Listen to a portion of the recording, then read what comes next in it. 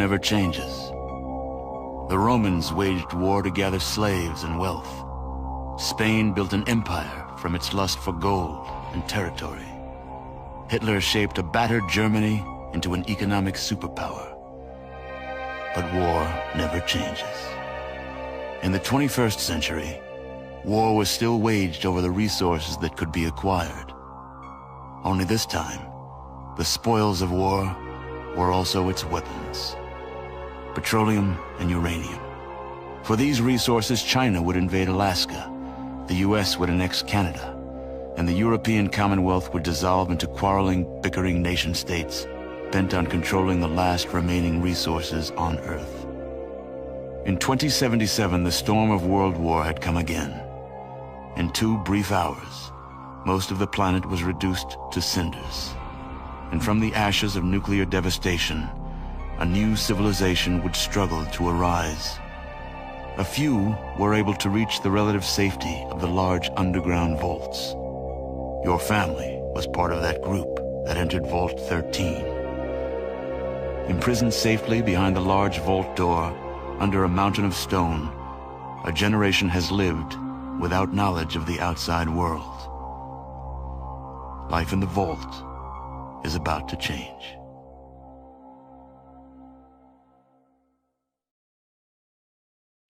Welcome back, everyone. It's Charlie. Big surprise, they announced a new Fallout TV series based on the video game series, so I'll explain what's going on with it, some of the Easter eggs, and what's going on with the story if you haven't played the game.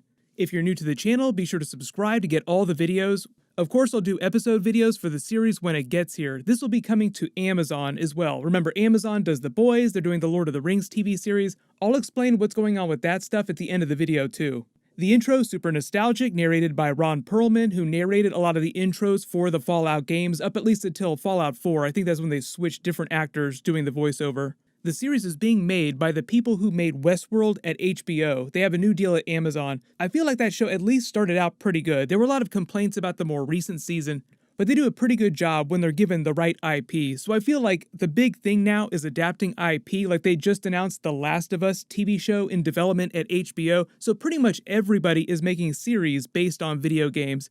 The plot of the series will be relatively close to the plot of the video games. There are always some small changes that they have to make, but I will do a quick history for what's going on within the world of Fallout, because it's sort of an alternate history type of story. They are working in partnership with the people who created the video game, so it's not like they're just completely doing this all by themselves. They do have the people who canonically created all the source material helping them with the story. And the funny thing about this is if you've been a fan of the Fallout series for a long time, they've actually been trying to make a Fallout TV show for about 10 years, if you can believe it. One of the reasons why it's Amazon that's making it though is because it costs so much money, they just have deep, deep pockets to spend on this. But as you see during that intro there, the story begins in Vault 13. Your protagonist character is called the Vault Dweller, and he's just tasked with fixing the water supply before it breaks within the next 150 days, or everyone in his bunker is going to die. The story actually begins in the year 2161, but the reason why all the technology looks like it's trapped in the 1950s is because there were some key differences in the way history progressed. The first big change is in 1947. The transistor is never invented, so that's why all the tech looks like it's super huge and trapped in the 1950s. Then in 2037, the robot butlers that you see during the trailer are created. They run on nuclear power. This becomes a big theme, things running on nuclear power. In 2044, Nuka-Cola is created. You see it all over the game, like they call the world of the Fallout game series the Nuka Break universe. Then in 2052, the world's oil reserves start to get so low it creates a global panic and rush for resources that leads to the collapse of some major nations, open war, and then a strange bioagent called Limit 115 is discovered by Chinese spies at the Hoover Dam. The vials are smashed in a public square in Denver, which leads to a widespread release of a mutated new plague. Doesn't this sound familiar if you're living in 2020? It creates this national quarantine and the US goes on lockdown. So it's almost exactly what's happening to us in real life right now. Then a couple years later in 2054, the government commissions a large-scale project called Project Safe House, which is how the bunkers are created, like you start at Bunker 13 during the first game. They task a company called Vault Tech to build 122 public Fallout shelters. Some vaults are customized with more creature comforts than others, some are more utilitarian, then some vaults are used by the US government in a shadow organization called the Enclave for complex social experiments in ways to create superior people to repopulate the Earth with. So the Enclave is kind of one of the antagonists of the Fallout series during the games. By the year 2065, the creator of the Pip-Boy devices that you see all over the game learns that all hell is going to break loose within the next 50 years, so he outfits his hometown of Las Vegas with all the best defensive tech, a robot army, the best that money can buy. And in order to ensure his survival, he puts his body into cryostasis, injects his brain into a vast computer network housed at the Lucky 38 Hotel, where he's able to control all the city's defenses and his army of robots. You wind up seeing him during present day in one of the game sequels. But then by 2077, the US government's Shadow Enclave commissions a bioagent to immunize American soldiers against any possible contagion and cure the new plague that initially started all this. So this is where the super soldiers start to come from. The virus is then renamed the Forced Evolution Virus. But the soldiers at the base where they're conducting this research mutiny and declare that that area has seceded from the Union, giving birth to the Technocratic Brotherhood of Steel. Then within the year, full-scale nuclear war breaks out. No one is sure who fired the first shot or where it was headed, but when that first warhead was detected mid-flight, it triggered immediate responses from the USSR, China, and the United States. Everyone launched all their warheads at the same time. Full-blown, mutually assured destruction. The blasts from the warheads were so volatile that it literally reshapes the Earth's surface on a massive scale.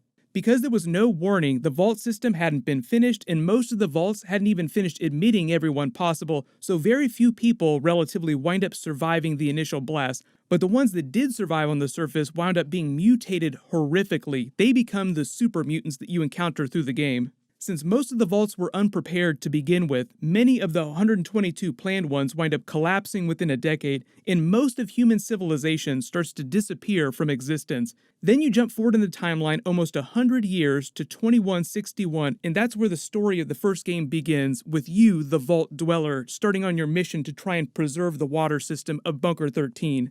If they go based on the game, initially the main antagonist, the main villain of the series would be the Master, who's also kind of a version of a mutated human who's integrated himself with a bunker system's computer. He controls all the super mutants and wants to replace humanity with the super mutants. So that's a basic explainer for where the series begins and what the setting is like. So it's basically a post-apocalyptic environment. It's kind of like a Walking Dead type of situation. There are some zombies, like you could think of the super mutants as zombies, but they're way more hardcore than actual zombies. But you do have roving bands, you have people that try to repopulate the surface, so there are all kinds of different settlements and people and antagonists that you encounter through the series. My assumption, because it's Amazon that's doing the series, is it'll be 10 episodes per season, and they'll try to do at least 5 to 6 seasons. I just did a trailer video for The Boys Season 2 that's premiering in September 4th. That's also an Amazon series, so Amazon is just spending really big to get really big IP.